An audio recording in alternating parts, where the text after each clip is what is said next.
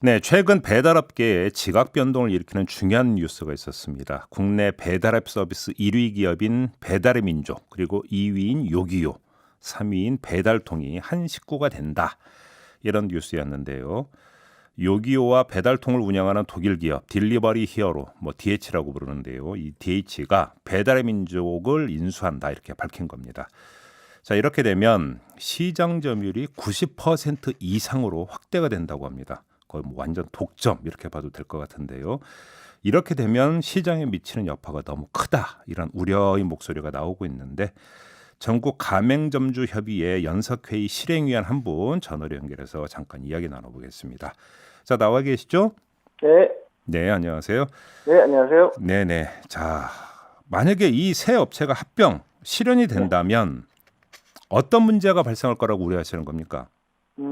완벽한 독과점 시장의 지배가 되고요. 네네네. 배달 업종은 거의 그 고사 직전에 이르러서 드디어는 이제 모든 업종들이 배달의 민족 한 업체가 완전 시장을 장악해서 예, 가격을 막 통제가 될 수가 없는 상태까지 이르겠죠. 예, 좀 더 이제 구체적으로 가보자죠. 완전 거의 90% 이상의 점유율이라면 그냥 완전 독점이라고 봐도 무방할 정도일 것 같은데 네네. 이렇게 되면 그려지는 그림이 어떤 식으로 나타나는 겁니까?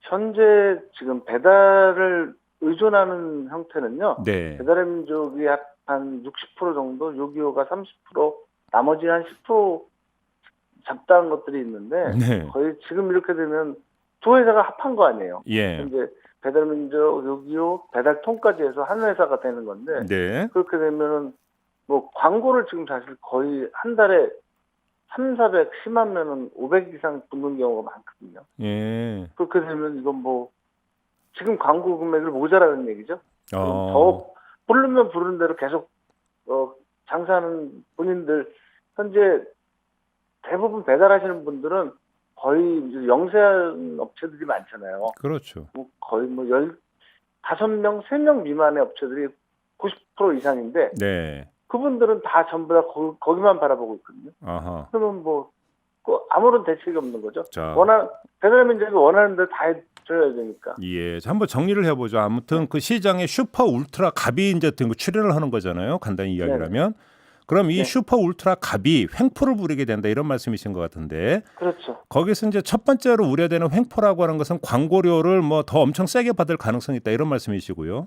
그렇죠. 예, 그다음에 수수료 받는 경우도 있죠.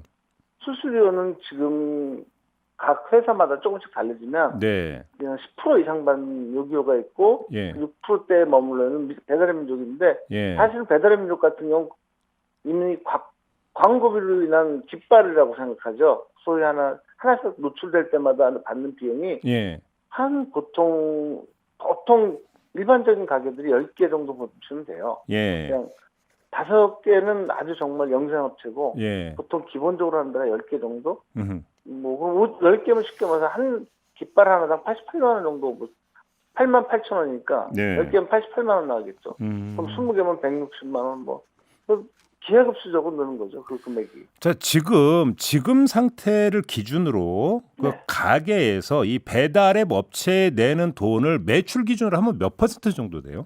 저희가 조사한 바에 의하면 기본적으로 10% 이상 나가고요. 매출 기준이. 수수료, 광고료 다 합쳐가지고. 수수료 광고료까지 하게 되면 거의 한 20% 시장이 되는 거죠. 아하, 그래요. 네. 예. 근데 만약에 이게 이제 인수합병이 이루어져서 그대로 된다면 그때는 더 올라가는 겁니까 이게?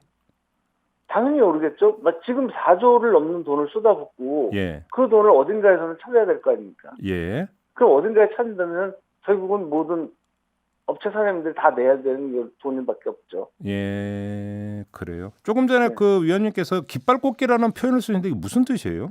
그 깃발꽂기는 가게 하나가 노출되는 거거든요. 네. 그럼 예를 들어서 앱을 하나 틀면 네. 저희 가게 하나가 떠오를 때마다 그 비용이 하나씩 나오는 거예요. 아.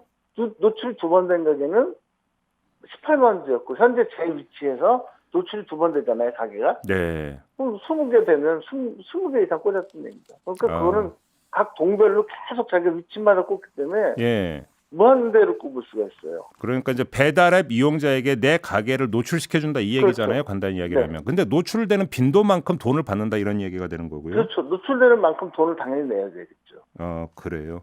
네.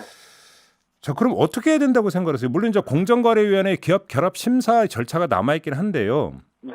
자, 그러면 그 점주 입장에서는 어떻게 해야 된다고 생각하세요?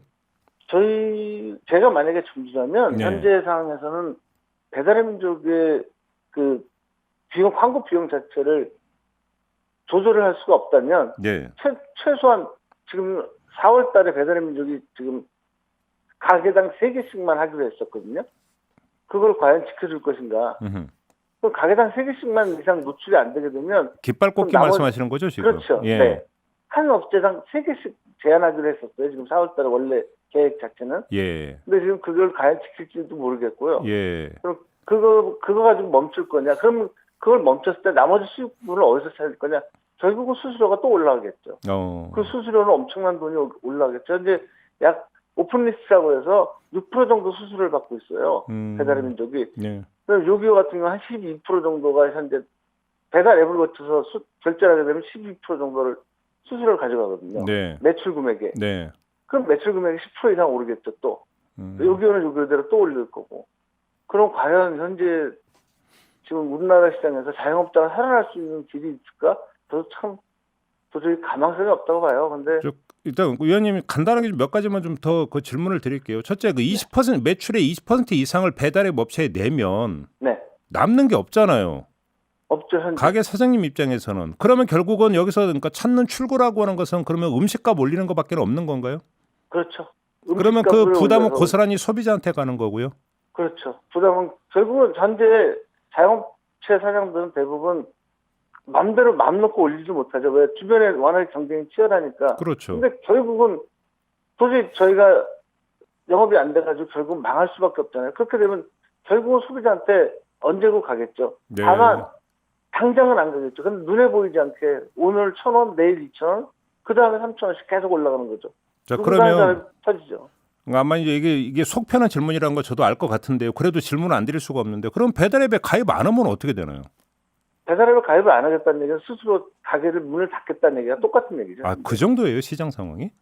시장 상황에서 배달앱을 운영하지 않고 배달을 하겠다는 얘기는 안 하겠다는 얘기하고 똑같아요, 현재. 그래요? 대형 프랜차이즈가 아닌 이상, 예. 대형 프랜차이즈도 지금 대부분 배달앱을 다 이용하고 있거든요. 네. 대형 프랜차이즈 다 이용하는데 하물며 조그만 영세업자들한테는 그거는 거의 불가능한 얘기죠. 예. 근데 이제 그 사실 몇 년 전까지만 해도 요즘도 그렇긴 한데 동네 이제 그 음식점이나 이런 데서 그러니까 그 전단 그 돌리고 스티커 돌리고 이렇게 하잖아요. 이렇게 네. 해서 뭐 이제는 이런 방법이 전혀 통하지가 않습니까? 제가 한 15년째 장사를 하고 있지만 현재 방향은 완전히 틀어졌다고 봐요. 한 5년, 6, 7년 전부터는 예. 이미 그 전단이나 책자 영업이라는 건 거의 이제는 그 젊은 인구가 많이 늘어날수록 그런 걸 전혀 보질 않죠. 이제는 그런 거 안 먹혀요, 이제 전혀? 이제 그야말로 50대, 60대 정도의 어르신들 아니면 예. 60대가 넘어가야 그걸 보지 거의 지금 50대도 60대도 대부분 앱을 다 볼 줄 알잖아요. 가만 있어보니까 갑자기 저를 돌아보게 돼. 저는 요즘 또 그래도 그거 보고 시켜 먹는데.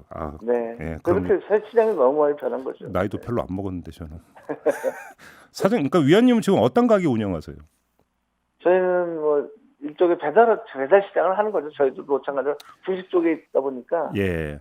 기본적으로 그거는 뭐 그러면 거의 매일같이 보고 살죠. 저희도. 알겠습니다. 아무튼 그 자영업자 입장에서는 배달앱에 가입이 안 되는 순간에 결국은 장사를 포기해야 되는 지경이고 시장 상황이. 네네. 근데 이렇게 지금 인수합병에 대해서 뭐 완전 독점 업체가 나타난다고 한다면 결국 횡포는 막을 길이 없게 되는 거고.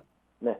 결국은 울림이나 겨자먹기로 거기에 따르다 보면은 그러니까 비용이 올라가고 가격이 인상이 돼서 소비자한테 부담이 간다. 이런 등식이 된다는 얘기잖아요, 정리하면. 네네.